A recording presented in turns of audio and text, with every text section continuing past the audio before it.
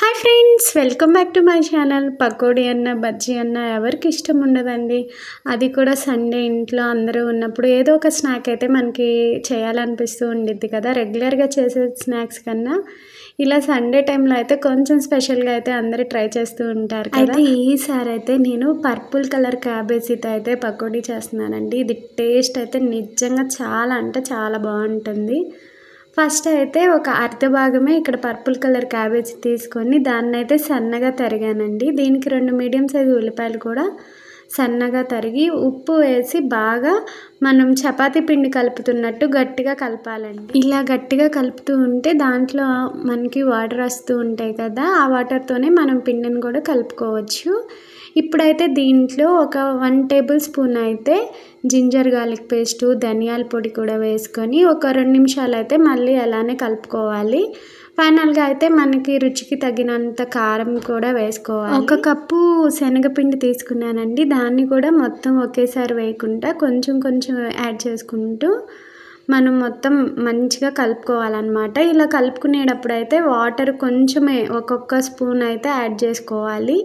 నాకైతే టోటల్గా 5 table spoons water అయితే నేను యాడ్ చేసుకున్నానండి. అది కూడా చాలా కొంచెంగా, అది అవసరం అంటేనే మనం యాడ్ చేసుకుంటూ ఉండాలి. నాకైతే 5 టేబుల్ స్పూన్స్ వాటర్తో అయితే ఈ పిండి మొత్తానికి కలపడానికి సరిపోయిందండి.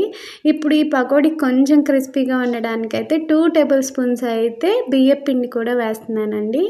ఇలా బియ్యం పిండి కూడా వేసుకొని ఇలా నీట్గా గట్టిగా కలుపుకోవాలి.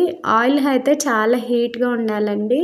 అలా హీట్గా ఉన్నప్పుడు ఒకసారి అయితే చెక్ చేసుకోండి. ఇలా మనం పిండి వేయగానే పైకి వస్తే ఆయిల్ అనేది మనకి పర్ఫెక్ట్గా మరిగింది అని అర్థం అండి. ఇప్పుడైతే దీంట్లో కొంచెం కొంచెం చిన్న చిన్న బ్యాచెస్ లాగా మనం ఈ పకోడీ అనేది వేసుకోవాలి. పకోడీ వేసుకున్న తర్వాత మాత్రం మీడియం ఫ్లేమ్లో పెట్టుకొని గోల్డెన్ బ్రౌన్ వచ్చేదాకా అయితే ఫ్రై చేసుకోవాలండి. ఈ పకోడీ కాంబినేషన్లో అయితే లెమన్ జ్యూస్ వేసుకొని ఆనియన్స్ వేసుకొని తింటే నిజంగా చాలా బాగుండిద్ది. పర్పుల్ క్యాబేజీతో పకోడీ కానీ మీరు ఒక్కసారి ట్రై చేయండి. నిజంగా ఇదైతే మన ఫేవరెట్ లిస్ట్లో అయితే చేరిపోతుంది. టేస్ట్ అయితే అంత బాగుంది. పిల్లలు కూడా చాలా ఇష్టంగా తింటారు. కొంచెం అక్కడక్కడ పర్పుల్గా కనిపిస్తూ ఉంటుంది కదండి, ఒక టేస్ట్గాను. పిల్లలు చూస్తే కొంచెం అట్రాక్ట్గా ఉంటారు కదా, కలర్కి వాళ్ళు త్వరగా అట్రాక్ట్ అవుతారు. కాబట్టి పిల్లలకి అప్పుడప్పుడు ఇలా ఆయిల్ ఫ్రై ఇవ్వడంలో తప్పలేదు అనుకుంటాం. మనం రెగ్యులర్గా అయితే ఏమి డీప్ ఫ్రై ఐటమ్స్ చేయం కాబట్టి వీక్లో ఒక్కసారి ఎప్పుడైనా ఇవ్వచ్చు అనేది నా అభిప్రాయం అండి. ఒక్కసారి అయితే ఈ పకోడీని ట్రై చేయండి. ఎలా వచ్చింది అనేది కామెంట్ చేయండి. మీ ఫ్రెండ్స్ అండ్ ఫ్యామిలీ మెంబర్స్కి కూడా షేర్ చేయండి. Please subscribe my channel for more healthy videos.